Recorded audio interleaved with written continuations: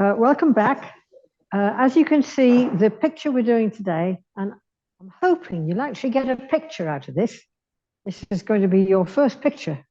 I chose something easy.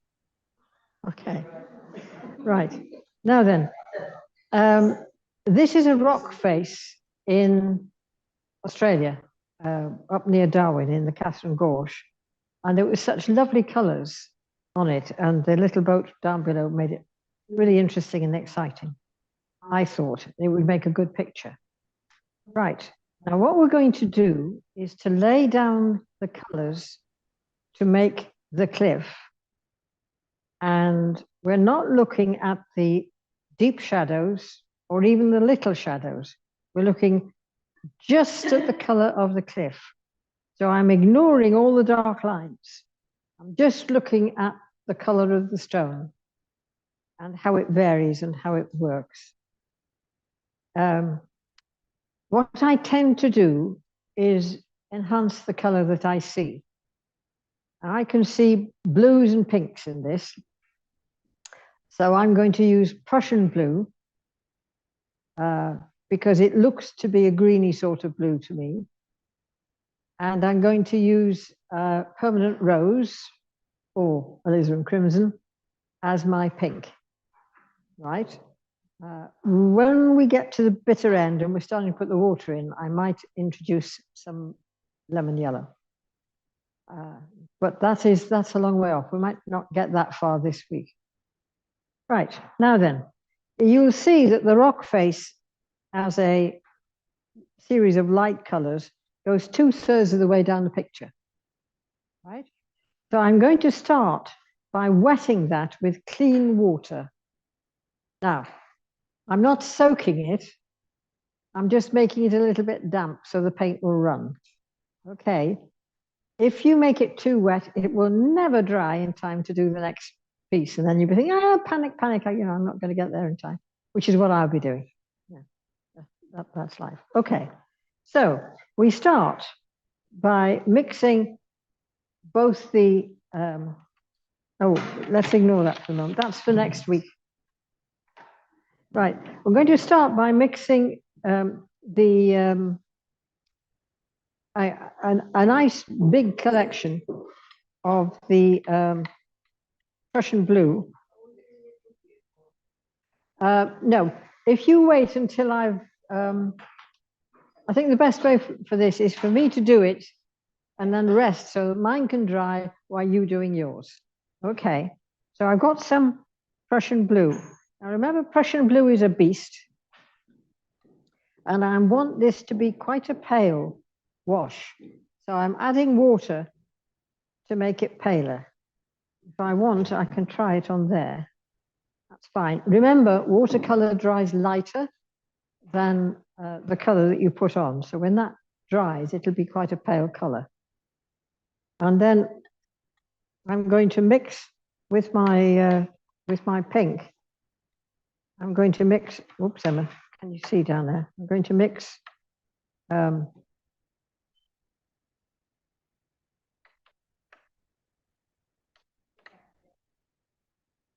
right. No.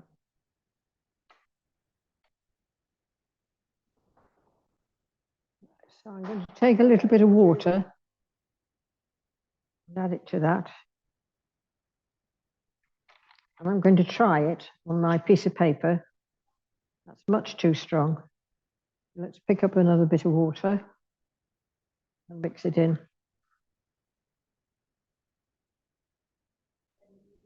Sorry, I was looking. That's a bit better.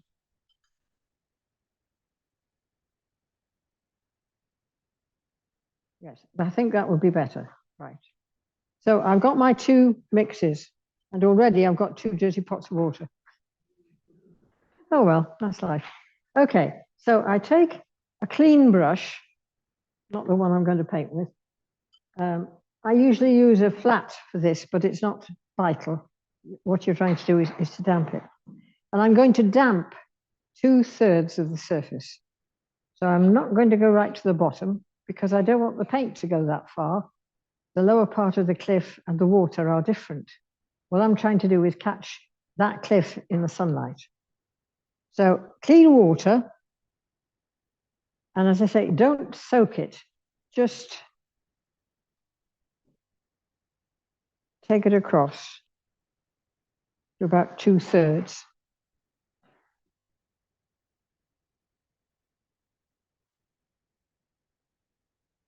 You can see how much water you've got on the surface if you move the paper around. I'm being so careful not to put so much on because I'm terrified of having it too wet to paint.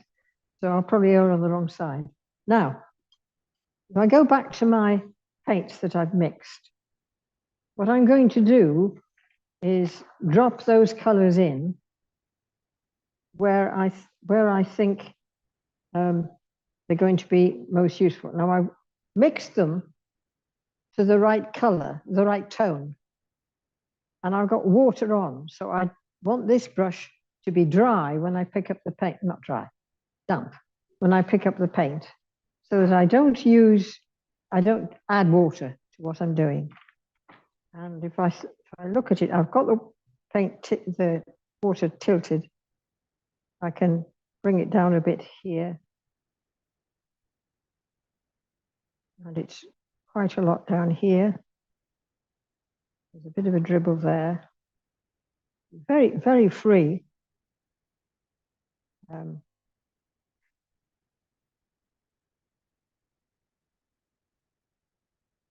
It doesn't matter if it goes a bit further than I want it to, because I can do things with that. And I can put it over here as well. Okay, so that's more or less where it is. I obviously didn't damp that enough because it's drying too fast. Yeah. Okay. Yes, it is, right. So I'm going to catch the bottom of that, bring in my pink. One with the other. And I want the colors to run one into the other while they're still damp. I think I'm drying out too fast. So you can see, you know, it's a fine balance to get one to work with the other. And of course, there's quite a big lump over here. You can take more time than I'm doing because I'm trying to show you what to do. I'm trying to look around the phone so that I can see what I'm doing as well. So you can see I've put them so that they run into each other, and I'm lifting the paper so that it tips and runs one into the other. I think you're going to have to dampen it a little bit more than I did to make it work because the room is quite warm. If you can get that far on your painting, mix the colors. I'll give you 10 minutes to do that.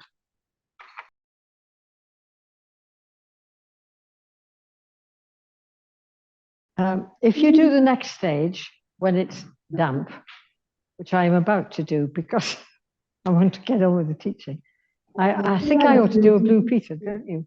Yes. Here's what I did earlier. Right.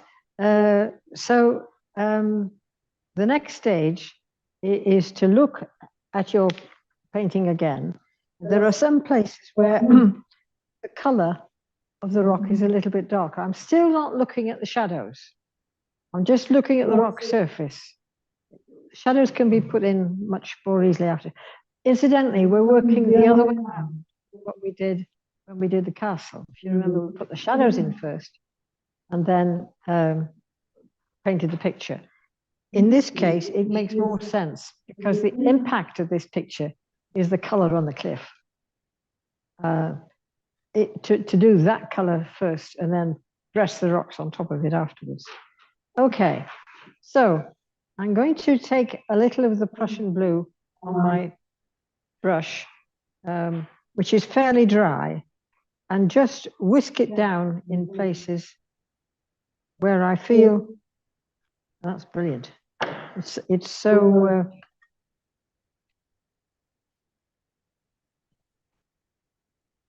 right. Yes. Now then, I'm in this case using a flat brush, but if you've got a round brush, you can do it just as well.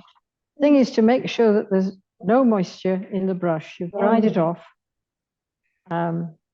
so that when you pick up your color, you're picking up the amount of color that that you've mixed. Right, that's going to work quite nicely. Right, so I'm just going to whisk it over the top surface. So I'm not painting, I'm barely touching it. One hair and some air. A hair and some air, yes. That's Bob Ross, as I was saying. So I'm whisking it over the top where I feel. I'm not caring if it goes over the pinky bit a little bit. I'm just sort of aggravating it a little bit by whisking it over the top like that. This part down here is fairly ordinary. It's not getting excited.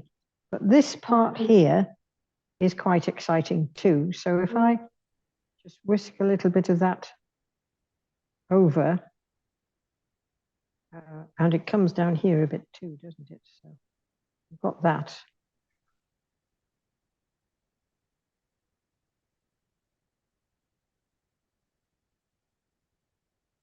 Right, so that's working quite nicely. There's a little bit over here on the rock. So as I say, I'm barely touching. I'm just trying to suggest what's going on. Right, now is when you start to dress your picture. Okay, so I'm going to use a round brush this time. And I'm mixing together quite a thick color of my blue and my red together. So I've got the Prussian blue, which is quite dark. Rinse that off. Dry the brush. Pick up some of the red and add it. You can see that's going nicely, deeply purpley color. Right? The more I mix it in, the more deeply purple it goes. Right, so I'm going to look at my painting, and if I start to look at this area here, I've got quite a deep shadow there, a less deep shadow there. So I'm going to start with the less deep shadows. So I'm going to try my paint to see. Well, it's not bad. It's a bit, yeah, okay. We'll try. Okay, so I'm going to just, now the point about this cliff is, it's a cliff. Nobody's going to go back and look. An approximation is all you're looking for. You're not looking to reproduce entirely what is there. So there's another bit here.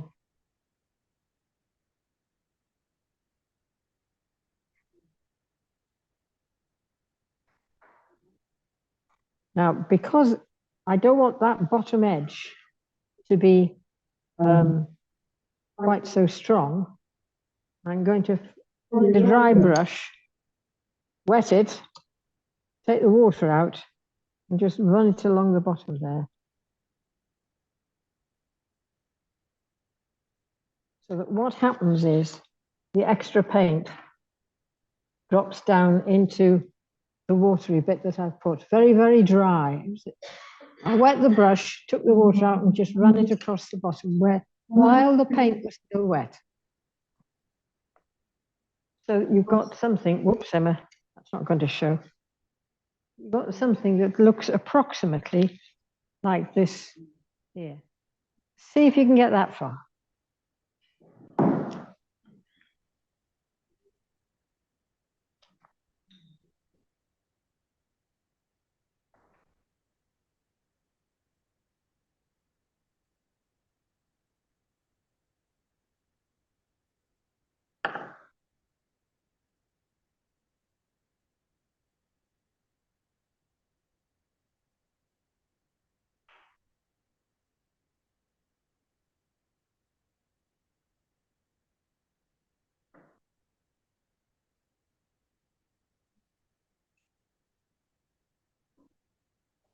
Oh gosh.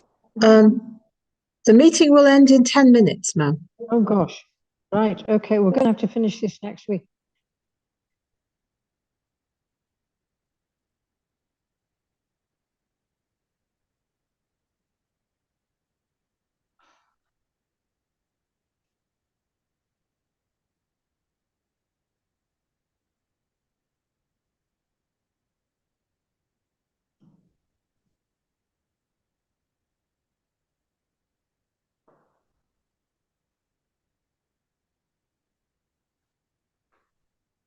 Took an awful long time.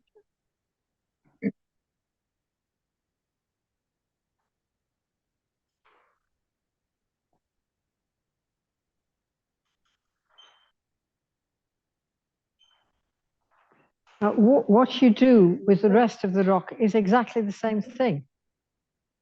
Look where you've got a very strongly marked fall of color here, but it's not deep shadow like this. So you can dress that bit in. And if you make some of the edges sharp and some of them soft, you will get something that looks a bit like your cliff. Just quietly go about this. Don't think you've got to do the whole cliff in 5 minutes. Take your time.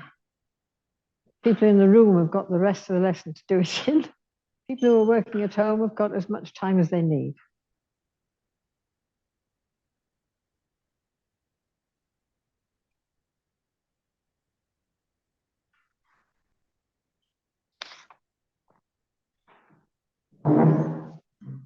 Remember, if your color is too violent, you can always take it off. You want some soft edges and some much more violent edges. Look at the shapes you're creating with your brush.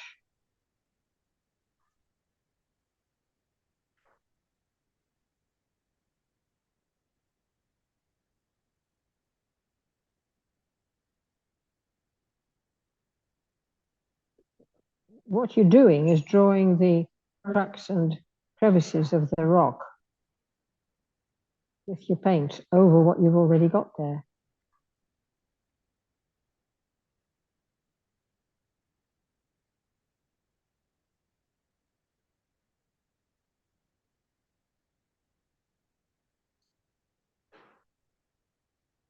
You want it fairly angular, don't forget, because it's a very angular rock. The lumps are dropping off sheer. Cliff is shearing.